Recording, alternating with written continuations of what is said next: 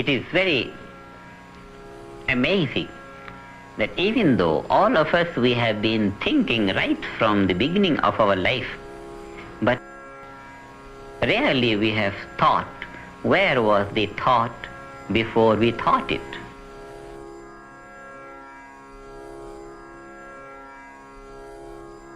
The origin of thought.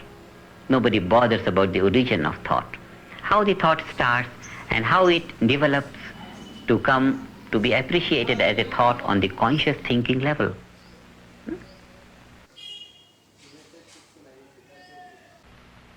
A thought starts from the depth of consciousness as an air bubble from the bottom of a lake. As the air bubble starts, it's very fine, and as it comes up, it becomes bigger and bigger and bigger. Coming up on the surface, it explodes, and there it is appreciated as a bubble. Like that, a thought starts from the deepest level of consciousness. Modern psychology calls it subconscious. And as it comes up, it becomes bigger and bigger and bigger. Coming up on the conscious thinking level, it is appreciated as a thought. In trance meditation, we experience the thought on the ordinary thinking level, on the surface level of the mind, on the conscious thinking level, and appreciate its finer states till the conscious mind reaches the source of thought, and thereby the conscious mind expands. I've always felt that it'd be wonderful if I could shoot a film the way I see things, literally the way I see things as I'm walking around. And I happen to move very quickly. I walk fast and I talk fast, and I see things quickly, I think. And I've tried to formulate it into a style, and it is literally like taking the eye, the heads of the people in the audience and grabbing them by the back of their hair and forcing them to see things by different cuts and camera moves the way I see them, or the way I get impressions that I see them. They're really impressions of what I see and movement. I'm really annoyed that I can never really get certain camera moves fast enough. I'm trying to capture the way I perceive things. I use the word perceive rather than see, because I could see something, but I'll remember it in some sort of maybe in a different perception, maybe a different image, or it expressed another way, and it'll be as if the camera zoomed in, or it'll be as if the camera tracked from left to right parallel, but actually I was moving another way, but that's the way I remember it. And I try to get those images in my mind, those impressions, through moves, camera moves or cuts. Actually through cuts, that's even more fun. And I just like to enjoy it, that's all. I like to enjoy when I make a picture.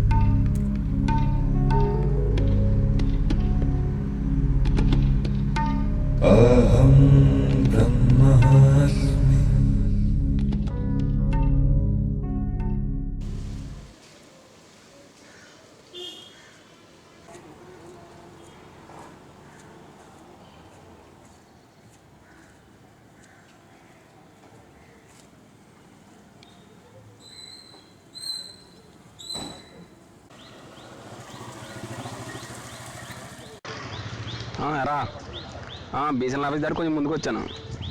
ఇక్కడ నుంచి ఇక్కడ కీర్తి flat owners association ఉంది. ఇక్కడి నుంచి ఎలా వెళ్ళాలి పోసాన గారింటికి? లెఫ్ట్కి వెళ్ళి డెడ్ ఎండా? సరే సరే, నేను మళ్ళీ చేస్తాలే, బాయ్.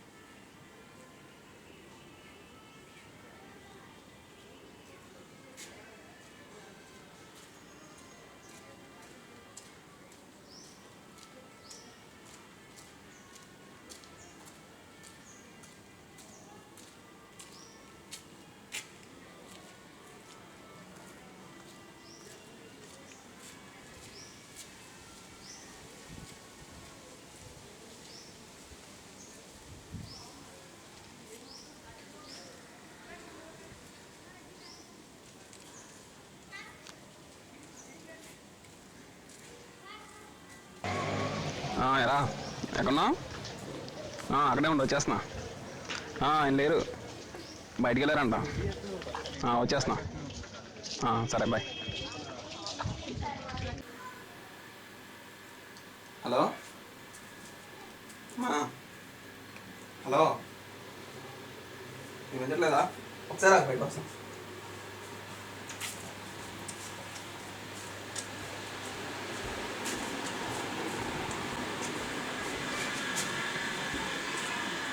అమ్మా చూసినా ఎలా ఉన్నారు? బాగున్నా. ఏం లేదు, ఖాళీ. ఇంకా లేదు, లేట్ అయింది. తింటా ఇప్పుడు. ఏదైతే ఏంటి, 15 రోజులు. 15 రోజులు అయిపోతాయి. అప్పుడు వెళ్ళాలి ఇంటర్వ్యూకి. చెన్నై కానీ హైదరాబాద్ కానీ. సరే సరే అయితే ఉంటా, పని ఉంది, తర్వాత చేస్తా. సినిమాలు ఏమి ట్రై చేయట్లేదు, చెప్తా కదా. ఇంటర్వ్యూలోకి వెళ్తా. Maybe you've heard it. Happiness comes from making other people happy. Oh, yes, I do. Who hasn't heard it? And that's the trouble. Let's aim at the day when people will not hear it anymore. Because it isn't true, it isn't justifiable, and the first question you would have to ask is, why? Why is it good to want others to be happy, but not yourself? And I suppose you will be told that, well, but they will work for your happiness and not their own. Well, it's like an exchange of Christmas presents that neither party wants, but that you have to exchange presents and you're not allowed morally to do something for yourself.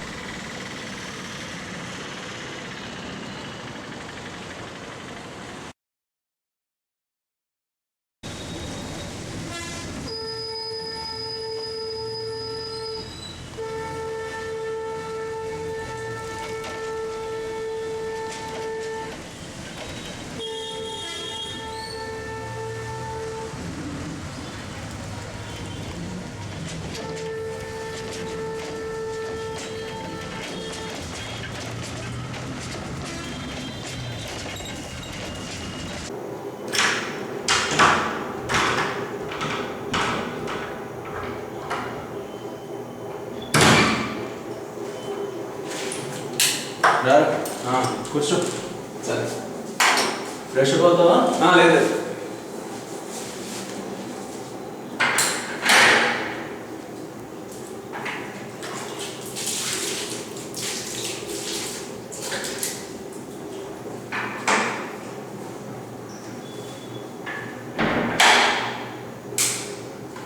ఇంకేంటి విశేషాలు? నువ్వే చెప్పాలనే. తిన్నాను నేను చెప్పనా? వద్దు. అమ్మా నాన్న ఎలా ఉన్నారు? ఒక 3 రోజుల క్రితం ఫోన్ చేశారు. చేసి మాట్లాడదాం అనేసరికి నేను కొంచెం బిజీ ఉండి మాట్లాడలేక ఈరోజు ఉదయం మాట్లాడాను. మరి అమ్మ అయితే చాలా బాధపడుతుంది. మరి ఏంటి నువ్వు ఆలోచించుకున్నావా? ఏం చేయాలన్నది ఆలోచించుకున్నావు కదా? వాటర్ తాగుతానా? 26 years నుంచి వాళ్ళ గురించి కష్టపడుతున్నాను. ఇప్పుడు వాళ్ళని చూసుకునే బాధ్యత నీది. ఆల్రెడీ కొన్ని వాళ్ళు ఏమైనా తప్పు చేశారు, నువ్వు నీకు కావాల్సింది వద్దన్నారా? అది కూడా లేదు. నువ్వు సంవత్సరం అడిగావు ఏం చేయాలన్నది చెప్తాను అని చెప్పా. వాళ్ళు 3 సంవత్సరాలు ఇచ్చారు. 3 సంవత్సరాలు అయినా సరే కూడా నువ్వేం చేయలేకపోయావు. ఇప్పుడు ఏంటి నీ సైడ్ నుంచి నువ్వు ఆలోచించుకొని అసలు ఏం చేద్దాం అనుకుంటున్నావు? ఇప్పుడు నీ బాధ్యత అమ్మా నాన్నని చూసుకోవాల్సింది నువ్వు. I would say that I don't like is too weak a word. I consider it evil. And self-sacrifice is the precept that man needs to serve others in order to justify his existence, that his moral duty is to serve others. That is what most people believe today. But that is what, in fact, makes man a sacrificial animal. That man must work for others, concern himself with others, or be responsible for them. That is the role of a sacrificial object. I say that man is entitled to his own happiness and that he must achieve it himself, but that he cannot demand that others give up their lives to make him happy. That is that a man should live inside his mind and ignore the outside world entirely. That's the basic contradiction of objectivism. Objectivism believes and proves that man is an integrated being of mind and body, that his values start in his mind, that he survives by the use of his mind. But what does it mean to think or to use your mind? It means to apply it to achieve values in material reality, in the outside world. Thinking is only a tool to acquire knowledge, and the purpose of knowledge is man's survival. Therefore, if man were rewarded only by himself and did not get any reward from outside world if he benefited people, and the reward was voluntary dealing with him, voluntary purchase of his goods or services, which is a proper reward, if men lived like that, that would be Kantian world. Kantian Christian, or whoever says that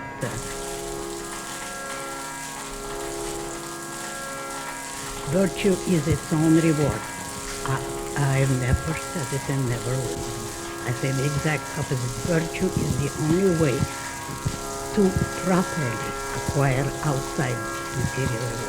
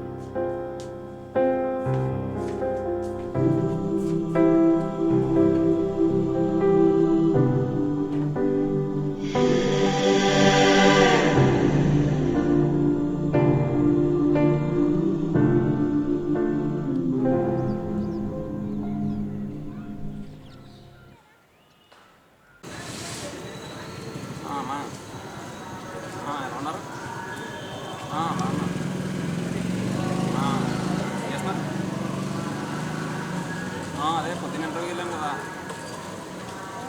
అయింది, job వచ్చింది.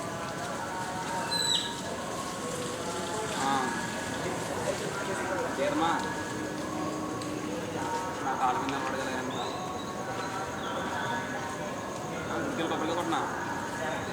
ఎందుకు ఇంటర్వ్యూకి వెళ్ళింది నేను, దేవుడు కాదు.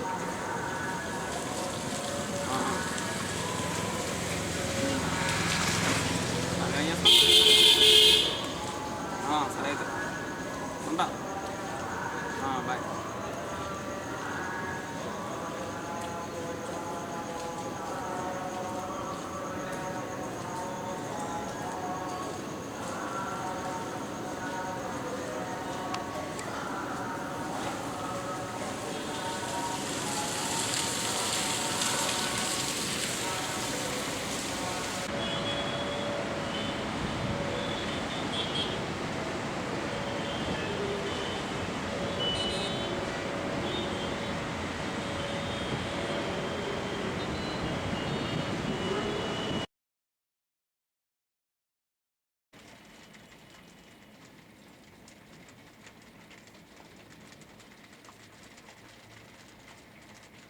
And then my kids all come to town and they're like, the 48-hour film festival's happening in New York, let's do it. And I was like, are you kidding me? I haven't slept for 3 weeks. There's no way, forget it. And they showed up at my uncle's apartment where I was staying and they were like, we're gonna make this film. Here's the topic, we've got 48 hours, let's do it. And I was like, okay. So we write this little short and do this film and stay up for 2 days straight. And something about that juxtaposition, it clicked because you had more fun. it unlocked something. I suddenly saw that in banking it was like I could measure out my life in coffee spoons. I knew exactly where I was going to be in 2 years and 3 years and 5 years. I knew exactly what kind of money I was going to make, what life it would be like, and it all felt. I wasn't passionate about mergers and acquisitions. I wasn't passionate about and I saw that some of my colleagues were, and I thought I just don't belong here. By the time the conscious mind has experienced the source of thought, full depth of the subconscious has been explored. Nothing remains subconscious. The whole subconscious is incorporated in the conscious, and this is called the expansion of the conscious mind.